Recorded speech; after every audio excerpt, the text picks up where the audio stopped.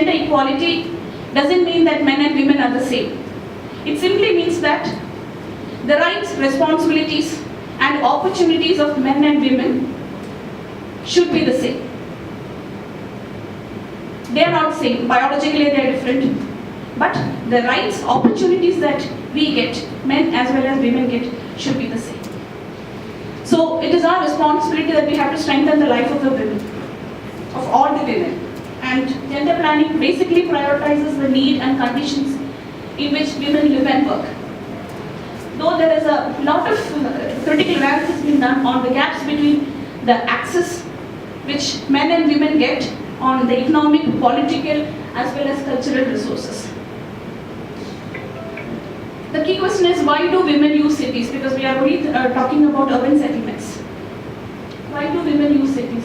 Because we need more diverse employment to increase the economy, or maybe to get better education, again to increase the economy, to take care of the family, to get better access to healthcare, then obviously to socialize more, which is also part of learning, and then also to take up the prospects of being part of a political or some kind of leadership, again improving oneself, and also maybe the possibility to redefine the traditional roles of women.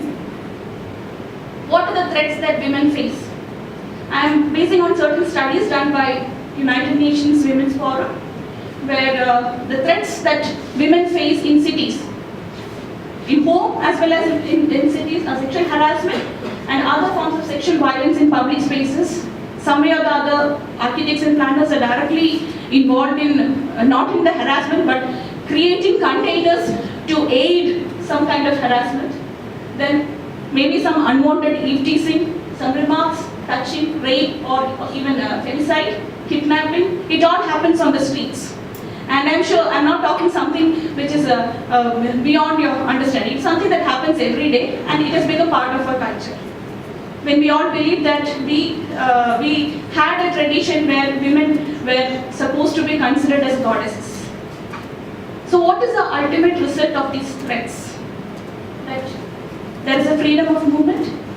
So girls or ladies become restricted to their home beyond a particular time frame. Then it also reduces the ability to participate in school, work and public life. Then it limits the access to essential services. And then we always judge that the students, men and women, should come up with the same result, or women should be able to come up with a better result than the men. Then unequal opportunities in urban living. Then it also negatively impacts their health as well as well-being. The whole question is, we have to say no to violence against women. Though most of the time the violence in the private domain is widely been accepted and has been taken care of by laws, but the violence that happens in the public places are largely neglected issues. So that is exactly what I think should be one of the considerations in this particular colloquium. I wish to ask a question that whether the cities have been designed so that they become vessels facilitating such crimes, because we have poor urban design choices, the streets are mostly unlit, and then we have this single use buildings. I mean, if you go to the city center, you have buildings which are just commercial or just industrial. In certain areas you have residential. So after a particular time, then there are no people moving in. But if I have to cross the road and go to another area, which is the place where I have my residence, I have to go through those lonely parks or lonely areas during night time. Again, that is a threat. So maybe I would prefer to stay in some area which is known to me, and rather than going back to my own domain or my own home. Then underused public spaces, parks, then secluded underground walkways. All these are part and parcel of a city, but they are the vessels which actually creates crime or promotes crime. There should be a strategy for it. There are many policies for women empowerment. We have also developed women empowerment index. We have found that certain states are much high without grounding down to the actual reality whether that empowerment is directly proportional or inversely proportional to the crime that happens on women. A study done on two cities in Kerala, Trivandrum and Calicut, by a women's organization called Saki. They came up with the following conditions where women felt unsafe. I can tell you about 68% of women who were interviewed out of 800 said that in the past 3 years they have gone through some kind of harassment, starting from eve teasing to sexual harassment on street in a public place. It could be a park, it could be a street, or it could be a shop. And these were the reasons that they said why they feel unsafe. Crowded public transport is a place where people get harassed.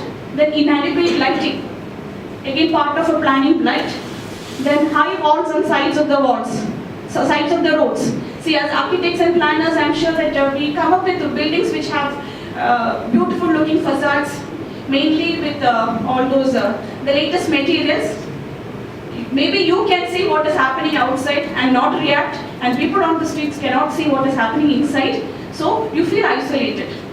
In the name of modernism, we come up with all kinds of glass facades which actually separates the street from the building. But in our traditional manner or our vernacular settlements, streets were always part of the building, and slowly within the building there was a transition of spaces from public to very private spaces. And then obviously other issues like shaded bus stops. Then the most important place which most of the women fear to go were the cinema theatres and the bus stops and the railway stations after a particular time, maybe because of the gathering of hooligans.